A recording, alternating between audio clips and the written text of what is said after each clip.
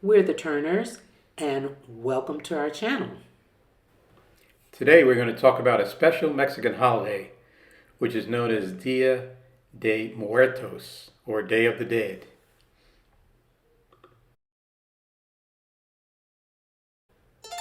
The Day of the Dead is a celebration of remembrance. It's a ritual that privileges memory over forgetting. In pre-Hispanic times, the cult of death was one of the basic elements of culture. When someone died, they were buried wrapped in a mat, and their relatives organized a party in order to guide them on the journey to Mictlan. In the same way, they gave him food that he liked in life, with the belief that he might feel hungry on his journey. The Day of the Dead in the indigenous vision implies the temporary return of the souls of the deceased to return home to the world of the living, to live with the family members, and to nourish themselves with the essence of the food offered to them on the altars and placed in their honor. In this Day of the Dead celebration, death does not represent an absence, but a living presence. Death is a symbol of life that materializes on the offered altar. In this sense, it's a celebration that carries great popular significance, since it includes various meanings from philosophical to the material. Its origin is located in the harmony between the celebration of Catholic religious rituals brought by the Spanish and the commemoration of the Day of the Dead that the indigenous people carried out since pre-Hispanic times. The ancient Mexicas, Mixtecs, Tecocanos, Zapotecs, Lexicaltecas, and the Totonacas, and other native peoples of our country which transferred the veneration of their dead to the Christian calendar, which coincided with the end of the agricultural cycle of corn, the country's main food crop.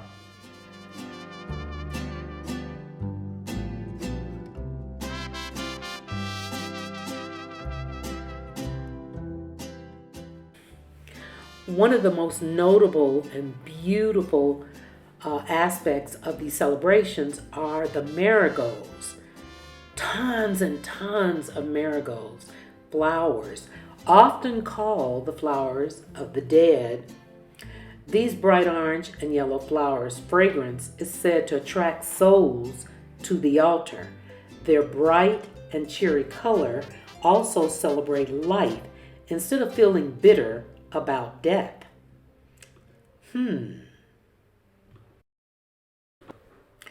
So, as you see, we're entering the event, and when we are entering, you see this huge figurine, this statue of a lady.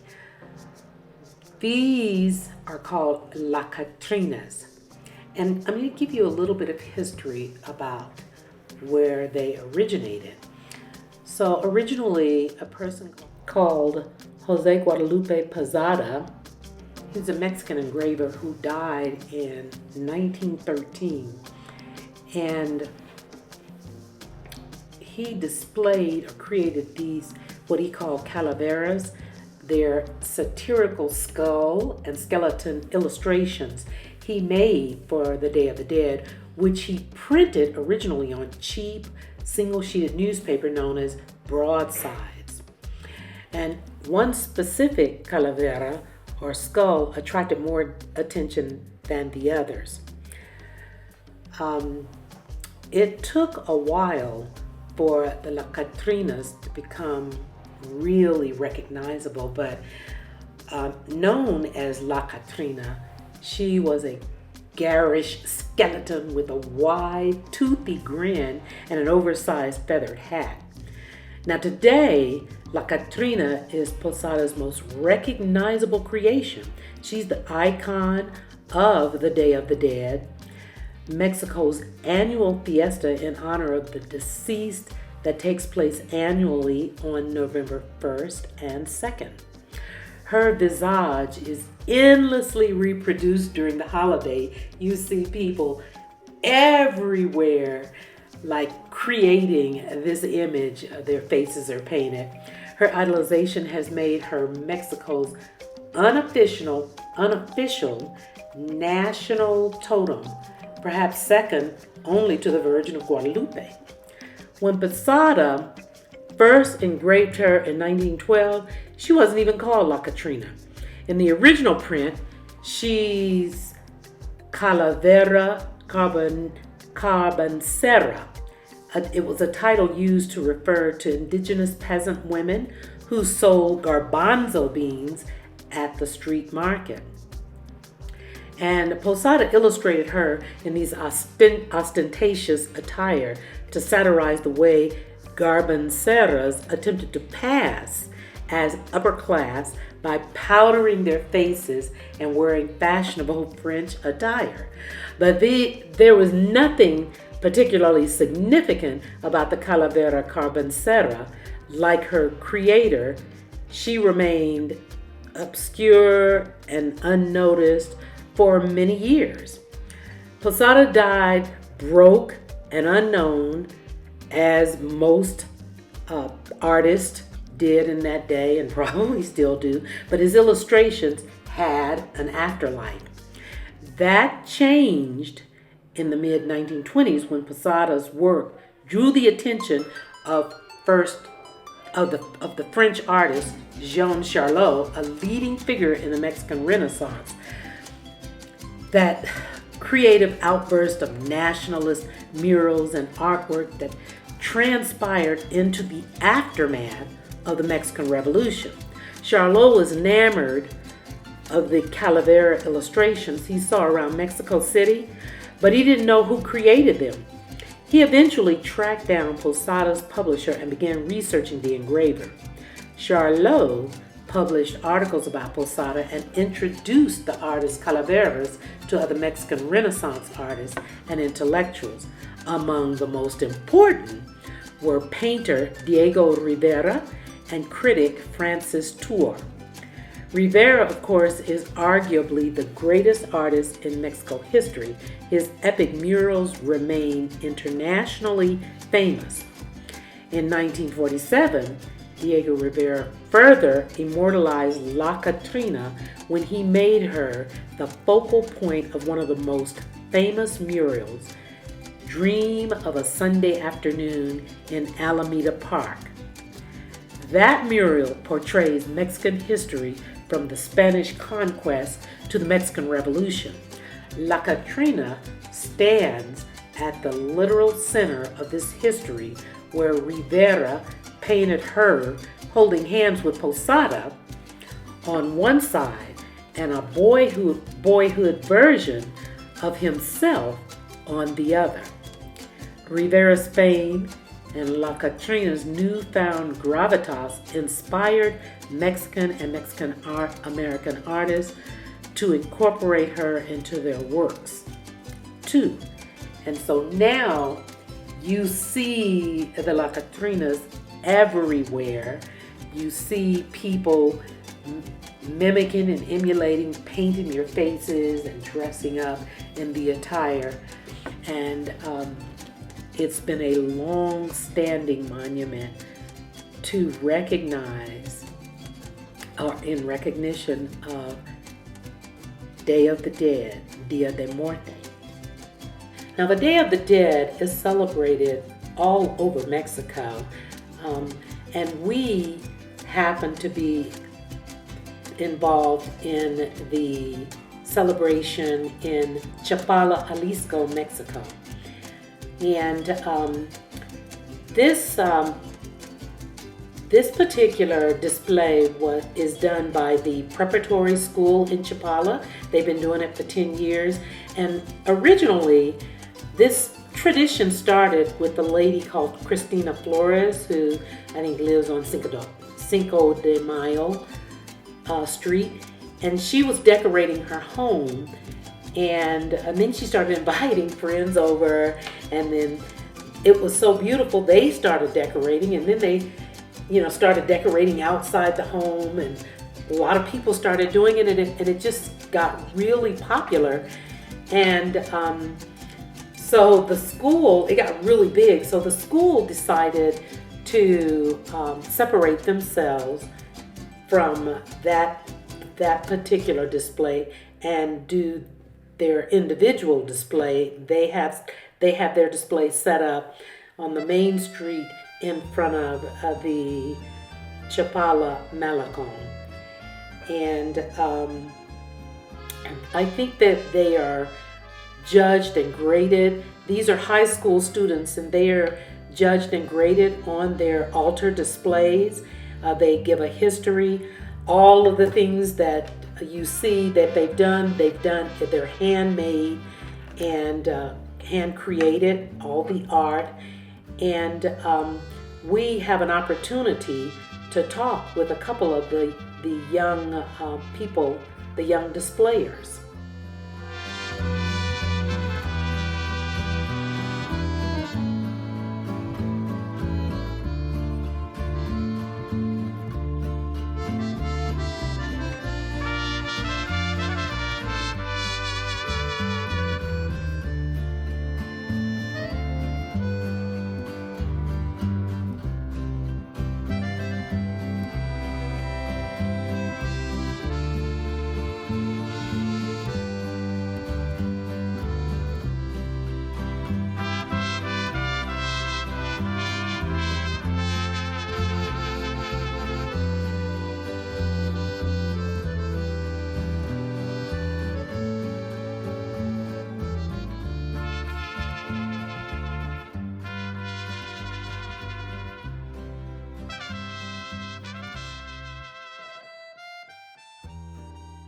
Para el canal de channel, okay?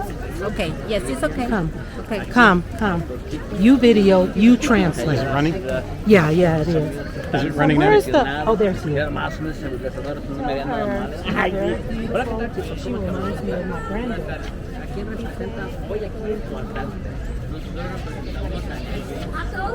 One of my granddaughters. So I'd like to know what the theme is this year. The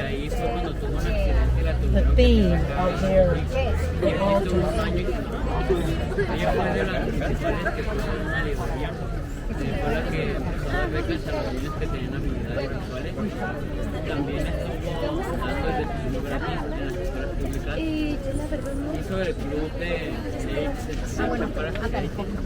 Okay, Hi. You speak English? Yeah, a little. Mi español es limitado, so lo siento. I'm aprendiendo. Yeah. Still learning. Yeah, me too with English. Sorry if I say something bad. Well, our character is Neil James. She's a very important woman for Ajijic and Chapala. She was born in January 8th in 1885. She was an important travel she traveled for all the world. But when she returned to Japan, she decided to climb to the volcano of Michoacan, but it's an eruption, so she gets really hard. So they need to get her here to Ajijic.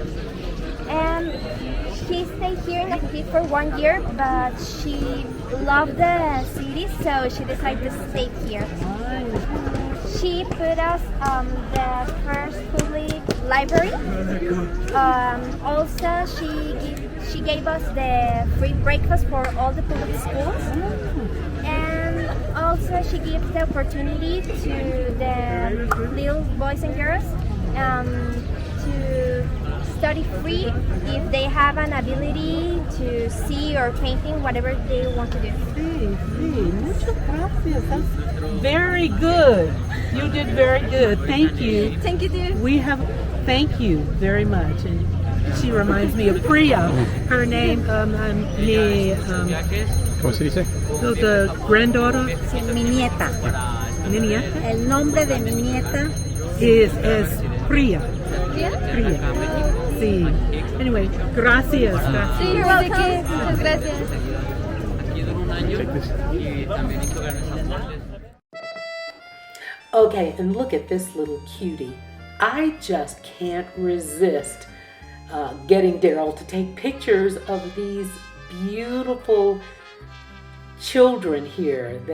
The culture is lovely, and you know, I was so proud of these students, I mean, they were so professional, very serious about this undertaking, and their presentations were flawless. They were just the altars were magnificent. I mean, I was just taken aback. I'm always so full when I talk about these young people. They are extraordinary, and I'm very, very proud and feel very honored that we had an opportunity to get a chance to see their displays and talk with some of them. Now, in this section, the altars are for their spirit animals, and there is a whole history about the various spirit animals, and I think it's like some of them are like a combination of one or two animals together. Like you'll see cat with wings, and you'll see a snake, I don't know, like with another part of an animal. But these animals are said to guide the dead to their resting place, I think, their final resting place. Don't judge me if I get this wrong, but because this is all new to us, but it's all fabulous. These students are remarkable, and all of these little spirit animals, they made themselves by hand. So figure that one out.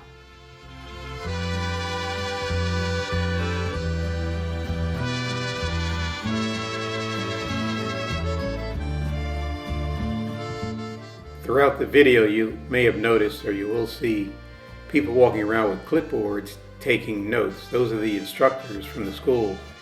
And what they're doing is they're grading the students on how well they put together their presentation, the altar, and they also have them recite a narrative, because each student has to know a narrative that goes along with their altar and explains the history of that person.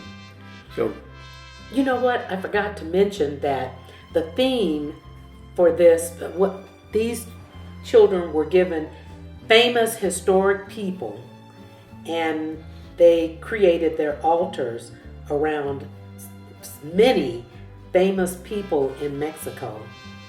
So that was really extraordinary, and a history lesson, actually. So the students are being graded on the accuracy and the presentation, and I guess the creativity of their altars. We don't know who won, so we haven't heard the final results.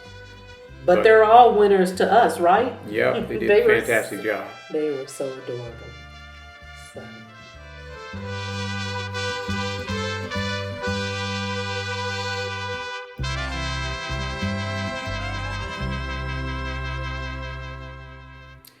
So each of these altars, these spirit animal altars, were done with a lot of creativity. They're very colorful, and they're especially creative with the spirit animals. And you know what, Daryl? The colors are significant. They had some parameters for creating this. One was colors, and also they have to have sand at their altar, and coal at their altar, and water. So there are certain parameters that they use for creating their altars, and the judges are walking around to determine if they met all the criteria, as well as how well their presentation was in terms of the history and the accuracy and things like that. What's amazing is these paintings that are on the ground, they're sand paintings, they're temporary. And so when they're done with them, they just sweep them up because they're not permanent at all. So they put a lot of time and creativity into constructing these, but they are not permanent at all. Last year we did a little video on the displays in Ajajic, but it's very different. They were beautiful as well, but nothing like this. These were very elaborate. And so we left here and we decided to go on to Ahahik anyway to see what they had going on. We wanted to see the parade of the La Catrinas and a couple of other things at the Ahahik Malacan. So we're in Ahahik, and we're going to take a look at a school, a primary school here in Ahahik, which has a wall of skulls. And this wall was inspired to be constructed in 2016 by an artist who wanted to represent a historical practice that the pre-Columbian Mexicans used to practice with skulls on the wall. So this wall today represents skulls or names of people who have died in Ahahik. And when the lighting ceremony begins, people who are relatives of the people who are on the wall are invited to climb the wall. They use a ladder to get to the roof, and then they start lighting the candles, starting with the skull that represents the relative or family member that has died. And eventually all the candles on the wall are lit, and it's really beautiful. It starts at 8 o'clock at night, and by the time they're done, the wall is really pretty, as you can see here. Yeah, and it takes about an hour, maybe a little longer, to light all of those candles they have. What do you think? How many candles do you think they have on that wall? I don't know. Looks like hundreds. Yeah, hundreds. Yeah, and they have people on the roof with lighters, long handle lighters, and then you have some people, as you see, approaching the wall, lighting some candles of their loved ones. But it's a very beautiful and significant ceremony that we this year got a chance to see. So that's it, and thanks for joining us. We'll see you in the next video.